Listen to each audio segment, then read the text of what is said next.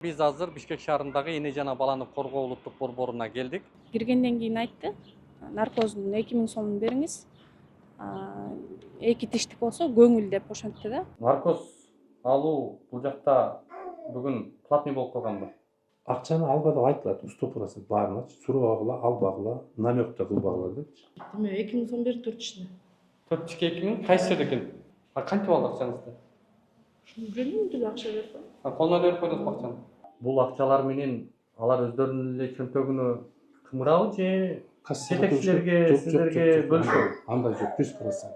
Бүгүнкү күндө ошол азат маянат тапкан дарыгерлер чалыктагы айлык маянасы жок. Каражат таппаган үй бүлөлөрдүн үнүн, алардын чындыгын, алардын акыйкатын ким айтат? Урматтуу Москва шаарындагы мекендештер, ден соолук өмүр булагы демекчи, үй бүлөңүздүн саламаттыгына да кам көрүүнү унутпаңыз. Айдент медициналык борборунда стоматология, гинекология, урология, терапевтин андан сырткары балдарды сүннөткө отургузуу кызматтарын сунуштайт. Менин катталуучуларым үчүн 20% арзандатуу жана рентген кызматтары акысыз болот. Ошондой эле ишемби күндөрү гинеколог, жекшемби күндөрү терапевтин кабыл алуулары бекер. Айдент медициналык борборунун эшиги 24 саат бою сиздердин кызматта. Дареги текстилшик метросу, Люблинская көчөсү 17, 3-корпус. Айдент. Ооруга асыл мекендеш. Мына жакынкы күндөрү Курбан айт майрамы келатат. Урматтуу мекендештер, кимде ким кой алып курбандык чалууну көздөгөн болсо, мен ушул Расул ата кой базарын сиздерге сунуштайм. Бул базар жакында жаңы ачылыптыр. Мурда Баят базары жакта жайгашкан болсо, азыр Маявкага Баяттан 3,5 километр ылдыйда жайгашыптыр. Жолдо келатсаңыздар, Расул ата деген баннер турат, ошол жерден оңго кирип кетсеңиздер, дал ушул базарга туш келген болосуздар. Өзүңүздөр көрүп тургандай, мен азыр дал ошол Расул ата базарындагы мал союш жайында турам. Бул жерден сиздер алган койду союп, мүчөлөтүп, мындайча айтканда алып барып казанга сала турган акыбалга чейинкисин уюштуруп беришет. Мен ар дайым дал ушул Расул ата кой базарындагы жигиттерден соода кылып турам. Сиздерди дал ушул базарга чакырабыз. Койлор, козулар өзүнүн баасына жараша, бизден келсеңиздер сөзсүз түрдө жеңилдиктер да кылып беришет. Саламатсыздар, урматтуу көрөрмандар, биз азыр Бишкек шаарындагы эне жана баланы коргоо улуттук борборуна келдик. Негизинен бул мекемеге, дал ушул ооруканага аймактардан келген балдар, жети дубандан келген балдар көп кайрылышат. Мына ушул мекемеден чынын айтканда бизге абдан көп чалуулар, кайрылуулар түшөт. Ошол кезек маселеси, андан сырткары ушул бейтаптардан акча алуу маселелери, анткени бизге кайрылган бейтаптын баласы мүмкүнчүлүгү чектелген экен. Ага карабастан мамлекеттик кепилдик программасында көрсөтүлгөн кызматтар бүгүнкү күндө аткарылбастан, айрым ушул жактагы кээ бир дарыгерлер бейтаптардан мындай кызылдайыл акча чогултуп аткандыгы биздин бүгүнкү чыгарылышта негиз болот. Бүгүнкү чыгарылышта дал ушул маселени ачыктаганы турабыз. Урматтуу көрөрмандар, азыр биз сиздерге дал ушул мекемеден келип кызмат көрүүдө акча алып негизсиз акча чогултуулар болгондугун айтып берип атат. Азыр өзүнө микрофон суналы, кандай деп, эмне деп айтат, аны өз-өзүнөн алганбыз. Жүрүңүздөр. Атым Алтынай. Бишкек шаарынын тургунусуз. Ооба. Эмне болду эле, кандай болду эле айтсаңыз? Кечөөнү келгенбиз биз, тиш суурутканы. 3 жаштагы ДЦП кызым бар. Тишин суурутканы келсек, бул жактан наркозго 2000 сом, бир тишти жулганга 700 сом деди. Бизден башкалардан да алып өттү. Рентгенге түшүп келгиле деди, рентгенге барып келдик. Келгенден кийин 2 тишин тең суурутам дедим мен. Бирөөсүн суурут дедим, мен экөөнү тең суурутам дедим. Суурткандан кийин мен ызылдап аткам коридордочу. Кымбат частныйларда мынча жулбайт деп аткам да, анан киргенден кийин айтты, наркоздун 2000 сомун бериңиз, 2 тиштик болсо көңүл деп ошентти да. Кассада жок бул жакта. Анан өзүнүн эм банкына котортуп алды. Сизде мүчөк бар да? Ооба, менде чек бар, квитанция бар, онлайн квитанция бар. Эмне болгон? Окуя жөнүндө айтып берсеңиз, кызыңыз жөнүндө. Кызым мүмкүнчүлүгү да чектелген деп атасыз. мүмкүнчүлүгү чектелген, ДЦП, смешанная форма. Сиздерге ушул жерден жаздым. Бул жакта көп ата-энелерден алып атышты. Бир эже чыкты, менден 4 тишине 1000 сом алды деп. Бир эжелер биздей болуп сууручту наркоз менен. Аларга да 2700 деди, бирок байке азыр мен суурутуп туруп 1000 сом берип кетип калам деп ушинтип аткан да. бирок алар дагы ошо наркоз менен сурутушуп анан кетишти. Бизден башка көптөн алып атышты. Бардыгынан эле. Негизи билесизби бул мамлекет тараптан баары акысыз экендигин? Ооба, мен буга чейин чоң кызымды алып келгем. Анда башка врач иштечү. Ал баарын бекер жасап берген. Мамлекеттик кепилдик программасында көрсөтүлгөн да анын баары. Анысын ошо кызымдан билип калгам, мен улуу кызымды алып келгенде баарын бекер деп айтышкан. Бекер суртуп, бекер кеткенбиз. Бул эмне болгон кагаз? Бул кече ошо рентгенге жиберишти, ооба. Жеке менчикке жиберди, Ооба, жеке менчик. Айны 24 Бул экен. жакта жок экен мындай. Ооба. Биз баарыбыз деле ошол жака жиберет да. Өздөрү не деп жиберет? Ушул панорамный рентген ушул жерде бар деп кагаздарын отметка кылышып жазып беришти. Кайсы жерде? Азыр ошо дарыгер билесизби? Ооба. Жүрүңүз анда.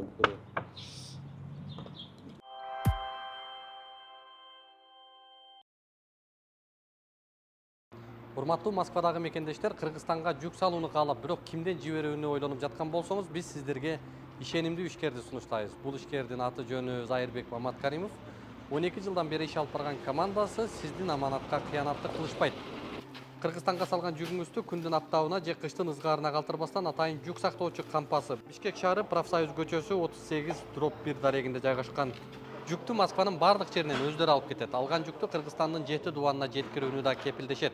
Кыргызстанга жумасына 2 машина жиберилет. Жүк баасы көлөмүнө жараша 500 рубльдан өйдө баланат. Дареги Нижегородское метросу, Перовское шоссе 9, строение 7. Байланыш номерлери +7 926 788 70 70. +7 929 624 63 64. Биз гостуку деп мен частныйдан 600дөн дегенден бул жакка келгем да. Жеке менчикте 600дөн суруп беребиз дедиби? Ооба, жеке менчикте 600дөн сурuyбуз дегенден мен гостуку бекер деп бул жакка келгем. Анан кайра 2700 сомго түшүп атасыз. Ооба, бирок ошо 2000 сомун алды. 700 сом албай койду кайра. Неге? Мен коридордон айтып аткам го. Сиз айтканыңызды Ооба, бул жак бекер болуш керек эле депчи. Бет жаак хирургия кабыл алуу бөлүмү дейт.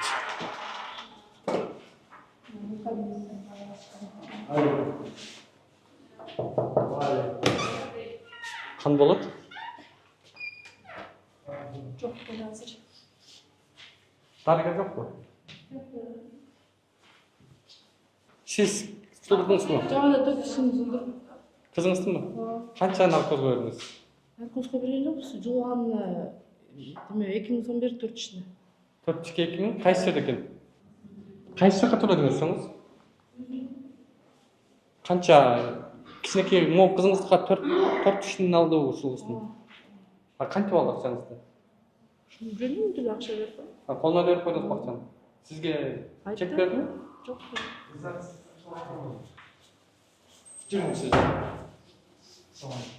Кандайсыздар, жакшысызбы? Пробаны жасап беріп қоямын жүріңіз. Сиз жүрдүңүз бу жакта? Жүріңіз. Ушундай турасызбы? Проба жасап қоямын. Пробаны жасап жүріңіз, пробаны.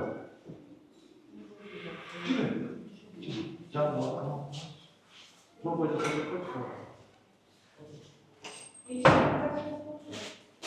Я.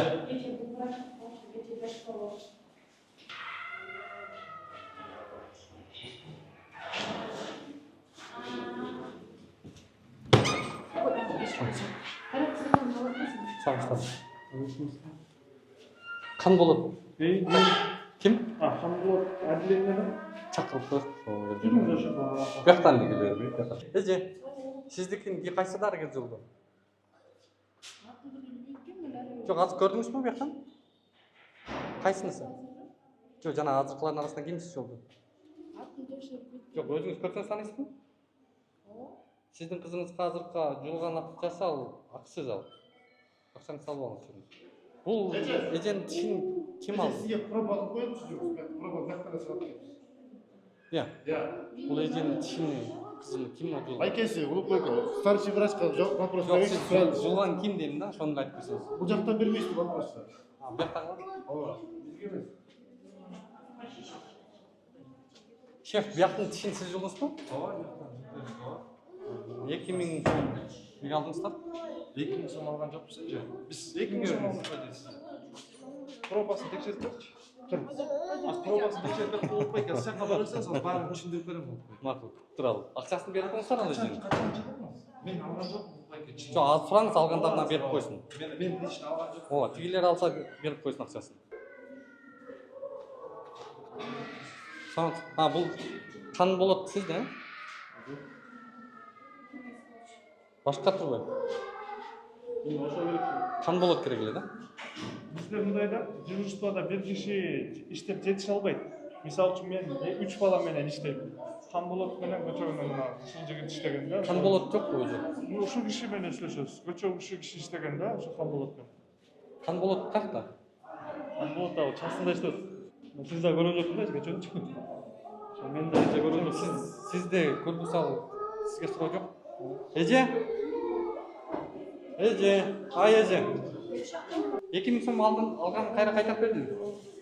ооба. Азыр эле бул эжеден 2000 сом алган экен, бирок биз айтсак акчасын кайтарып берди деп өзү айтып атат.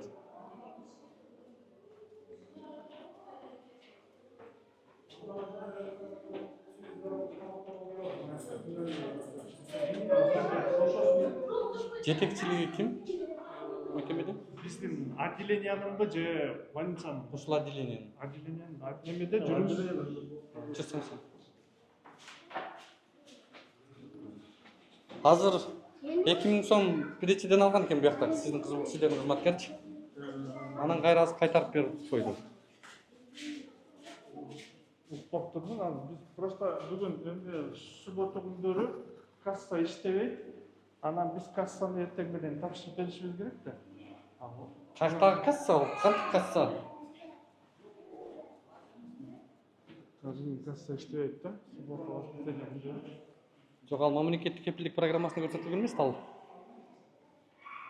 Азыр дагы жетиштирейинчи. Сен наркозго да акча алып койгон. Сурап турмун. Биз азыр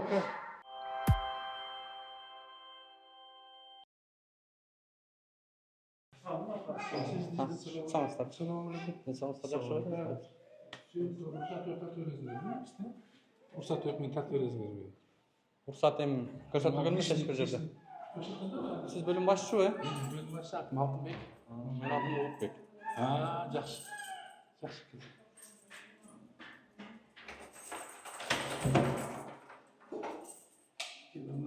Сөмкө өтө сүйлөшүп тапсаңызчы. Эми адвес. Келес. Уруксат өтөт. Мен ишти мен тартып койбойт. Мен уруксат айтып туура тарталды. Сиз азыр жумуш жолундасыз. Мен жумуш эмес, уруксат мен. Сиз мамлекеттик мекемеде жетексиз. Эми мен Сүйлөшөйсүз. практикадан көп өткөнбүз мындай нерсени. Эми кайра кайталаштын кереги жок. Азыр бул Келиңиз. Анан Улукбек.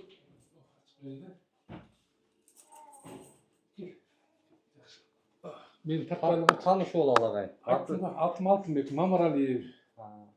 Пока тарттырбай койсом болобу? Мында мен Өтө ал тартканды камераны жок деп эле элестетип коерсузчу. мен сүйлөштүм. Не болду айтыр? Наркоз алуу бул жакта бүгүн платный болуп калганбы? Эгер больной силердики эмне боюнча, тиш боюнча эмне кандай вопрос менен келдиңер? Тиш боюнча. Тиш боюнча эмне болуп келди, эмне болду? Тишин жылдыруу боюнча. Анан эмне болду анан? Ошол наркоз акысыз. Негизи наркоз өзү акысыз. Негизи мындай да, биринчи бир тири тишин өрөйүн да. Бул жерде тиш жулган өзү негизи ушунун баары поликлиникада болуш керек. Стоматологический поликлиника бар, азыр детский поликлиника ачылган. Ошол жерде наркоз менен атайын тиш жулган жери бар. Именно ошол жерде ачылган да. Анан бизге эми ачабыз деп атат. Эми именно мындай жана неврологический ооруган больнойлордукун ошону ачабыз деп азырлап берип, жана СОП деп коет, стандарт операцион процедура жазып бүтүп, Кудай буйрса эмки жумада утверждение кылабыз. Ушул жумуш бүтүп калса, анда Кудай кааласа официально берди, бизде официально ачылат. Официально ачылганда именно келип наркоз менен тишин дарылатат, наркоз менен тишин жулабыз, ошого даярдап атабыз. Анткени тире тиш өрөөнү ал жок болчу. Бул вопрос быйыл эле көтөрүлүп, жазында көтөрүлүп ушу бышып келатат да, уже бышып калды. Анткени бизге өзүнчө помещение керек, Эмен ошо наркоз бере турган ылайык калтырган эмен амбулаторный больница. Түшүндүм, Алтынбек Анан Баталович. ошолордун баары жазалыш керек да. Ошого даярдап, мына соттон өтүп утверждение болсо, учёный советтен. Андан уже аркы немеси, правильный немесин план действия кандай болот сиздер үчүн да? Эмне анализдер керек, ошолордун баарын Түшүндүм, жазып. Алтынбек Баталович. Ошонун баары. Биринчиден бул карындашыбыздын кызында мүмкүнчүлүгү чектелген болуп атат, баласы. Экинчиден бүгүнкү күндө мамлекеттик кепилдик программасына ылайык наркоздун баары акысыз. Акысыз айтып акысыз. Ал эми сиздин кан болот деген кызматкериңиз барбы? Кан болот деген. Наркоз бергенби? Жок, ошол мекемеде. Бул мекемеде баары мен фамилия аттарын толук мен жаш балдардын. Бердеби? Кан болот таанышпы? Бар ординаторлордон бар. Таанышпан, Ординаторлордон. Мына ошол кызматкериңиз 2000 сом акчасын алып коюптур да. Эмнеге? Кандай болду? Наркозго деп алды. Андан мурун айтып атам. Жок, наркоз кала албайт да. Наркоз берген врач алат да. Өзү менен сүйлөшүп көрбөйлү азыр кан болоттун, Мейли. Чакырсаңыз болобу? Бизге сүйлөшүп берсеңиз мен сүйлөшүп көрөбүз. Андан тышкары андан мурун айтып атам мен. Айттым да. Биз частныйга барсак 600 жулабыз деди да. Мен достук бекер деп бул жака алып келдим. Алып келсем 2000 наркоз калды. Андан тышкары бир тишти 700 жулабыз деди. Эки тишине ошондо 700 наркоз менен 3400 болот. Если бир тишиң жулдурбай эле кой деди. Мен жок, эки тишиң тең жулуп салыңыз, бул ДЦП дедим. Десем хорошо деп жулушту. Анан мен коридордон айтып аттым, мен частныйга барсам мындан арзанки эмне үчүн гос мындай алат депчи. Десем анан кызымды тишке алып кирип кеткенде кабинетке чакырдым эми. Наркоздун акчасын берип коюңуз 2000. Эки тиш болсо көңүл деп атат. Эгерде мамлекетке бул 700 сомду ала турган болсо, аны көңүл деп кое албайт болчу да. Мен ошондон улам бул жака кайрылдым. Кандай экен? Азыр өзүнө чалып койсоңуз болобу өзүнө эле? Менин телефондо алып айтат. Амалдын телефон менде жок. Менде бар. 0500 Азыр. 0500 09 96 06. 96 06.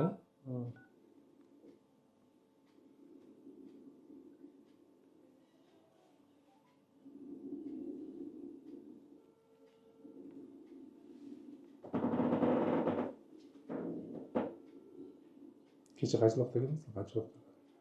Саат 5:30. Кечинде биз кеткен бияка. Негизи бияка күндүз келсеңиз жакшы болот эле. Мен берди улуттун бияктан эмес баарын максималдуу жардам бермекчимин. Тиерден азыр. Кан болот ординатор болобу ошол. Анан наркоздун акчасын алышты. Наркоздукун алды, Өзүнүн эң баардыгына фото бердим. Наркоздукунду? 2000 сом наркозго деп алды да. Наркоздукун. эмне процедура болгон Бұрын болса? бул бул Жок. 3 жашта балам дейт. Анан азыр эле кирип кан болот деп атсак 2Жден алыптыр 2000ден. Анан биз келип бекер эмес беле акчасын берип коюңуздар деп айтсак, акчасын кайтарып берип койду. Азыр биздин көзүбүздө. Биз кеткенден кийин биз кетип калабыз да. Мен деле бүтүн ишин бүтүп калган анан. Жок, азыр болуп атпайбы. Сиз биякта жүрсөңүз эле болуп атпайбы. Жок. Эмне Не берди мындай бар да. Саат 5-тен 34 мүнөт өткөндө 2000 сомду кан болот Р деген адамга номер моундай 2000 сом которуп атат да. Эми азыр муну акчасын эмне кылат? Аны өзүңүзгө разбирать этип, кызмат базарлап берем акчасынчы. кызматкерликтүү кыла бериңиздер. Бирок акчасыны бул обязательно бул вопросту жөн калтырбайм менчи. Алтынбек Баталович. Ошо анда акчасын кайтартып берип койсоңуздар жакшы экен. Экинчи сомундай да. Үчүнчү суроо жо. Үчүнчү, төртүнчү болуп кетти. Алтынбек Баталович, эми маселе сиздин ыйгарым укуктар баарын көзөмөлдөө сизге жүктөлгөнбү? Мен биякта жүргөндө эмнелерди көзөмөлдөйсүз? Полностью көзөмөлдөйм өзүм отделение бөлүм боюнчачы. Анан мен например мен кеттим да, дежурный врач калды да. ошол мелде дежурачтын моюнуна автоматически илинет. Ошол көзөмөлдөйт. Сиздин жумуш убакыт бүткөндөн кийин, Күткөндөн кийин ошол анткени берде калат, ошо карап баарын эметиш керек да. Эми Анан кечээ жанагы саат боюнча- 5:30 болуп атат. Кимдин Жанагы- көзөмөлүндө болуш керек эле ал? Эми мен жумуштан кетип калгам да, кетип калган болсочу. Анан эми мындай да мен азыр сизге айтып коеюн. Мынау вопрос боюнча мен понедельник зам главврачка, директорго баарына далаш этем. Ушундай болуп атат депчи. Анткени тиерде жанагы направленияси жок, келишип тиш жулгандарга прайс лист илинип турат. Прайс лист кассага төлөнүш керек өзү. Ал прайс боюнча дагы өзүнчө суроолор бар, ал боюнча өзүнчө келебиз. Ал жерде дагы чоң суроолор бар. Ал жанагы биздики эмеспи? Убакыт көп кетип атат агачы. Анан биякты бүтөт кудайыбыз, биyak бүтөт азыр эми. Анан сиздин көзөмөлүңүздө болуш керек беле бул жер? Менин көзөмөлүмдө tutпайм. Мен баягы мен заведующий болгондон кийин мен көзөмөлүмдө эгер мен берден кеткенден кийин мына бул дежурный болсо бул карап калат. Бул кандай Мамлекеттик немеде кепилдик программасында так көрсөтүлүп турат. мамлекеттик кепилдик программасында так Наркоз көргөзүлгөн. бардык жерде акысыз экен. Акысыз. Айнама анестезиолого бизге баш ийбейт. Наркоз берген врачтын заведующий өзүнчө. Наркоз берген врач. Алардын экстренный өзүнүн дежурный врачтары коюлат. Анан берки оказание помощи челюстный биздики неме боюнча алар биздин врачтар жардам берет. Бизге андан негизи акысыз көп кайрылуу ушул жалпак ушул өзгөчө ошол тиш бөлүмүнө дайыма сакчалат, акчалат деген нерсе бүгүнкү эле азыркы окуя эмес. Мындай ар бир кадам сайын ушундай көрүнүш болуп атат да ушул жердечи. Анан эми бул нерсе мен эмне айтып атам? Эми бир ошол жердеги кимдер кайсы кызматта иштейт ал? Азыркы кан болот дейсизби? Ал жардам берген да, врачка жардам берип ошо. Анан Бир врач жетишпейт да. кичинекей кызматкер экен ал. Ошондо акча алып атса, мекемеде ушундай акчалуулар болуп атса, бул акчалар менен алар өздөрүнүн эле чөнтөгүнө кымырабы же жетекчилерге, сиздерге бөлүшөбү? Андай жок, 100%. Эгерде андай таза болсо, жетекчилер, ошол мекеменин бөлүм башчылары, министрликте ушундай жооптуу адамдар таза боло турган болсо, эмнеге анда ошол жөнөкөй кызматкер дарыгерлер акча алып атат? Жок, аябай акча ал деп, например, эч ким аны мен, например, запрет кылам, например, сурабагыла депчи. Эгер өзү эми баарыбыз адамбыз да, өзү көңүлү менен балам мынага чай ичип коём, сен иштеп атасың, мен этип атасың, өзү берсе көңүлү менен. Анда эч ким жалп кылмак эмес, туурабы? Анан сурабагыла дейм мен, өзүм сураганды жаман көрөм. Кудай жолундамын, бирок Кудай бирөөнүн колун каратпасын, Алла Таалам өзү берсин деп сурайм да менчи. Алла Таалам кичинекей бирдек болсо да ошо берекеси менен берсин. Анан мен аларга айтып атам. Бир кичинекей дарыгердин жардамчысы Жок, ал эми этаптан 2000 сомду шыпырып коюшу бул. Мен аны запрет кылгам буларгачы, вообще эле чын эле азыр. Анан кийин бул боюнча айтып атпайм, мен өзүм разбирать этип, муну боюнча алдыңыз мага жиберип койсоңуз, ким экенин фамилиясын жазып алайынчы, баланын фамилиясын. Мен айтканмын. Понедельник, ал бул боюнча мен жөн калтырбайм. Номери дагы кандай болот номери? Разборка кылдырып, полностью. Аны ошол менен отстранить этип койм мен. Ошол үчүн айтып атам да сизгечи азыр.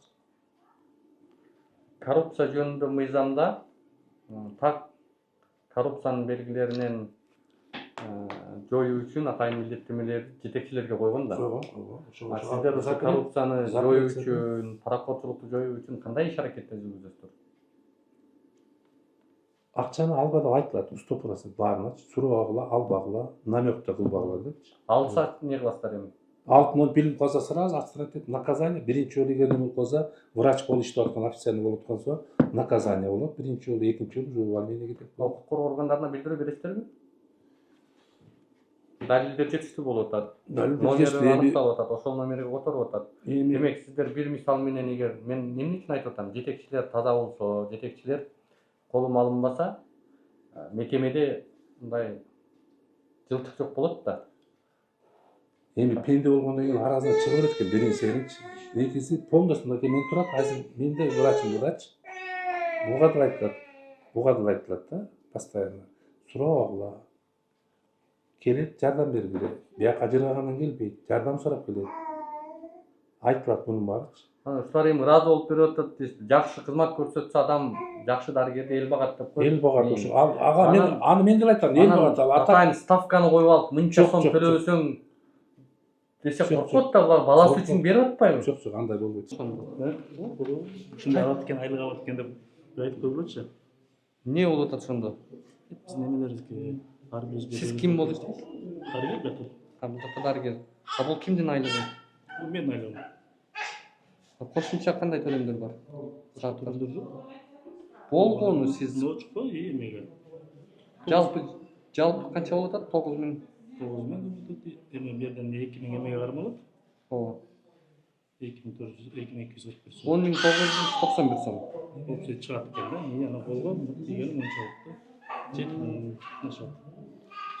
Ийгертелер ушундай. Эмнеге? Дарыгерлердин айлык майналарын көтөрүп атпады беле? Көтөрүлгөндөн кийин да. Ушуну көтөргөндөн кийин. Мына урматтуу көрөрмандар, дагы бир баса белгилей турган нерсе. Бул жерде ушул дарыгерлердин айлык маяналарынын ушундай аз өлчөмдө чыгып аткандыгы дагы абдан өкүнүчтүү, абдан кейитерлик. Колуна бүгүнкү күндө 05 6000 кызмат такысына, 05 ставка кызмат такысына. Ооба. Ооба. 1,5 ставкада канча айлык алышат? 1,5 ставкада где-то бизде, если жарымдар жок да, бизде ар бир дарыгер 0,5тан отурабыз да. Көбүнчөсү 0,5тан отурабыз. Бир ставка. Бир ставка бирөө эле бар биздин дарыгерлер. Где-то 17 000 сом алат. Биз ошону жарымын Мынакей бул дагы абдан өкүнүчтүү көрүнүш, кейитерлик көрүнүш. Паракорчулукка кыртып аткан дагы бирден бир белги деп айтсак болот. Мен ошол жерде заведующий го өткөн айда 19600 алдым. Мен айлыгым өзүмдүкү. Анан муну өткөндө эле биздин бияка келгенде открытие келип, президент келип, айлыгыңарды көтөрүп берип сураган, айлыгыңарды көтөрүп беребиз депчи. Июлда же күзүндө көтөрүп беребиз депчи. Андан мурун министрликте келип, ар айткан, врачтардын айлыгын көтөрбөсө газ болуп атат дегендей мындай деп элечи. Буларды кандандасыз? Мына урматтуу көрөрмандар, чындыгында абдан кейитерлик акыбалда, бул абдан кейитерлик акыбал. Бүгүн бул акча менен кайсы жерде, кайсы мекемеде ким жанбак алат? Бул да абдан оор. Түшүнүп атабыз, оор болуп атат. Бирок ушунча айлык айына таппаган үй бүлөлөр да бар да. Бар. Ошолордон Кудай сактасын. ставка коюп алгандан анан Жок, ставка. жан кейип экен да. Ставка болбош керек. Менин оюмда ставка болбош Кээ керек. бир үй бүлөлөрдө ошо туура айттыңыз. бир айлык кирешеси ушунча жок үй бүлөлөр да келип калат, анан аларды 2000 сом десең, Жок, мындай адам баласы менин оюм боюнча адам баласынын жүрөгү ачык болуш керек. ооба да. Жүрөгү ачык дегенди ким кандай түшүнөт билбеймин.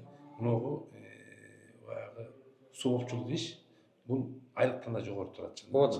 Айлыктан жогору. Негизи адам көңүлү ыраазы болсо, ал өзү эле ыраазы болуп кетиши чоң байлык, чоң байлык, чоң акча. чоң байлык. Анан колунда бар анча-мынчалары ыраазычылык кылып, колуңуздарды сүйүнтүп койсо, бул да жакшы. Бирок биз эмне менен күрөшүп атабыз? Биз дарыгерлерге такыр акча бербеш керек, такыр мындай кылбаш керек деген нерседен алыспыз. Ким акыбалына жараша берсе мейли, көңүлү ыраазы болуп, ал бизге арызданбайт дагы. Бирок бечаралар, жанагындай күнүнө 1000 сом таппаган үй бүлөлөр бар да. Бар. Мен өзүм Кой аксагы менен мен деген. өзүм ушуга себеп болуп Кыргызстандын канча пайызы жакырчылык менен жашайт. Жашайт. Анан ошо жакыр үй бүлөлөргө ставка коюп алган. Биз ставка менен күрөшүп атабыз. Ушуну мен ошо жакыр үй бүлөлөргө мүмкүнчүлүгүм жетишинче кээде тамак аш бирдеке продукт алып барып берип турам кээде өзүмчү. Эми мына дордойдун жээгинде ошоктогу ошон үчүн короголордун үй бүлөлөрү бар. Ал жагынан бул жагынан 0,5. мен жүрөгүм ачык. Көбүрө дарыгерлердин 0,5 ставка ошо чынында. Анан ушундай айлык аз айлык алабыз деп туруп элге дагы нагрузка нагрузка кылганда туура эмес да. Ошон үчүн ставка койбой, ким көңүлүнө туура келсе берсин, бербесе ыраазы болуңуздар. Жок. Ошондой болуш керек да. Биз ошо менен күрөшүп атабыз. Ставка коюп алып, Жок, мен канча сомдон кылбасаңар, биз карабайбыз десе анан корккондон байкасак эмне кылат? Жок, андай жок. Карабай койгон болсо сразу жумуштан кетет. Эгер отказ кылып карабайт десе, анда бергичтиби, бир башка киши. Сүйлөштүк агай. Рахмат. Рахмат. Эжеге чечип бериңиздер маселесин, э? Ошо, макул. Все болду, түштүбү? Макул. Акчаңызды кайтарып бердиңби? ооба кайтап беришти. Жакшы, мейли. Балаң менен келгенде сеникини айтып кетпедимби? Ошол үчүн ачылып алат деп. Ачылып калса, Бияктан чыгып кетсе болот экен, бул жактан өзү айланып кетесиң. Балаң машин басып кеткенде текшерүүгө 3-больницада эле Не кылыш керек? Ток катерин айтыңыз. Endi şonu bir tartıp hemen minseler bilbe iş görmeye jeter. Ularni Jağı yansınganda 3'te jatıp saçetlerini travma, jağı da sınırlar. Keçe akıra salgısı gemoglobini az bolup kalıp, gemoglobini götürüş gerek. Jağı sınırlar böyle bir şey için karavayt diyorum. Ana Şu aytar bu karavayt kendisi o kama koy bakar o adam cüretle diyor. Aşk bolan. hayatta balansı istazır. Olan ne kötü para durum dedi. Operasyona dayanıp kalışlar. Bilawaz 3 gün 4 gün oldu dedim. Şonu karab aytmaz bir orada olar. Hile oturup atası olur. Eч ким карабай койду ошондо. Тугандар келип турат ол карабай жатат да. Ол келиш Качан керек. болду бул окуя? Окуя бүгүн вообще 21 күн болду. Кандай кылалы? Сиз менин номеримди жазып алыңыз. Телефон ала берди. Канча номериңиз? Билебаңыз аксакал. Көзүңүздөн жаш кетип атат. Канча номериңиз? Мага номериңизди айтсаңыз мен чалып коем номериңизге. Телефондап келе. Бул кишиде менин номерим бар. Азыр жазып алыңыз. Ручкаңыз Ben бар. telefon verir misin? Jas verelim. Ne yapalım hazır? Мага байланышасыз. Sizge jas verelim. Чалбаңыз, мага жазыңыз. Жазсаңыз мен жооп берем.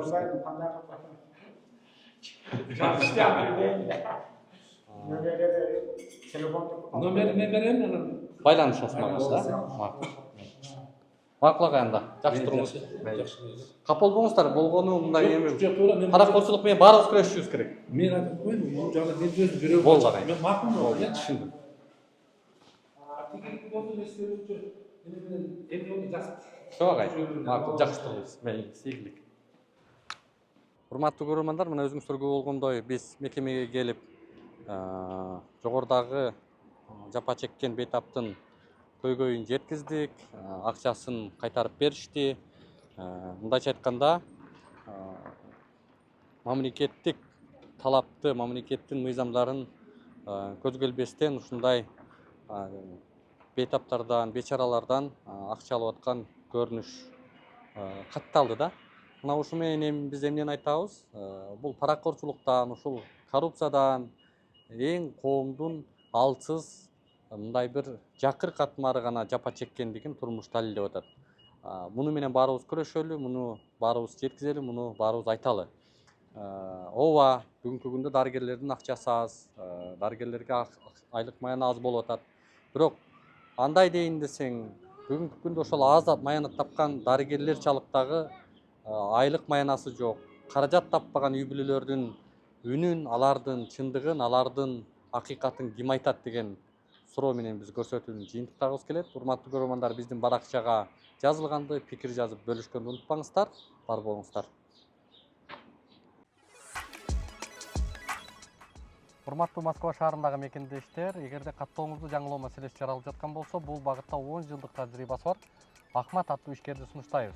Ар күнү Москва шаарынан Казакстан чегара өтмөгүнө кирди чыкты кызматтарын көрсөтүп турган дал ушундай ыңгайлуу автоунаалар каттап турат. Коопсуздук талаптары сакталган ар дайым тажрыйбалуу айдоочулар сиздердин кызматта. +7 977 110 34 11